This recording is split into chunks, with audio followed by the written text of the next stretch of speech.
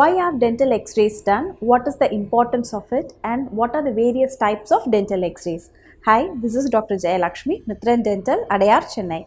You could be consulting your dentist for various reasons. One is that you could have had a tooth pain or a cavity, or there could be bleeding gums, or one is that there could be a missing teeth and you want to get it replaced, or your teeth are wobbly or started to become a little mobile, or it's that you want to get an orthodontic treatment done. It is for various reasons that you could be consulting your dentist.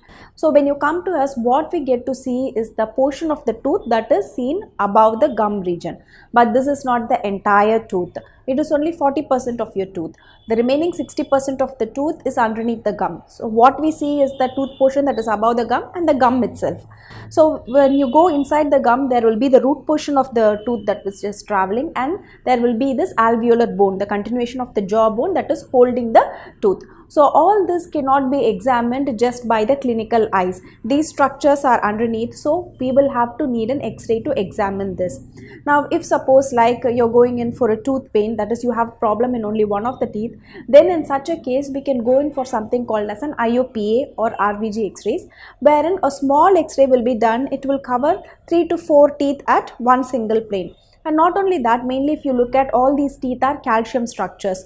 So the depth of the cavity could actually not known when we just see with the clinical eye. So we need an x-ray to actually see the extensiveness of the cavity that which is there. So when you take this IOPA, we will be able to see the extent of the cavity, or if in case there is a bone loss in that particular region that which we are taking the x-ray, that will be known. Or if in case you're going for some other reasons, like you want to undergo an orthodontic treatment, or if in case you're having problem in more than one teeth, that is you're having cavity in few of the tooth, whereas you also have missing teeth problem, then in such a case making small x-rays, multiple small x-rays will not be right.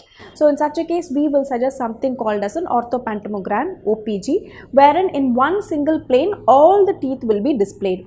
Not only that, the teeth, the jawbone, the alveolar bone, and as well as the TMJ, that is we all have a joint here, like how we have a joint in our hands and legs, we also have a joint here.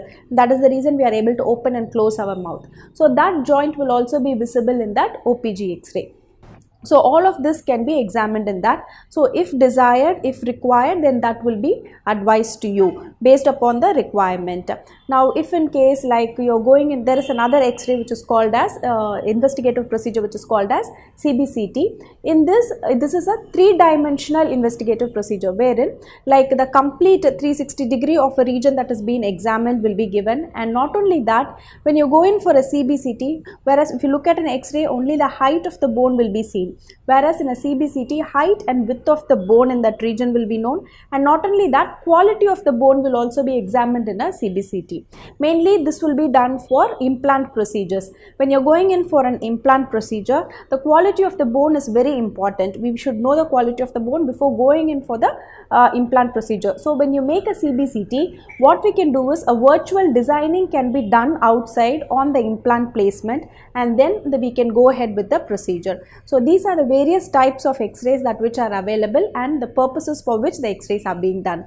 I hope this information is of help to you. Thank you.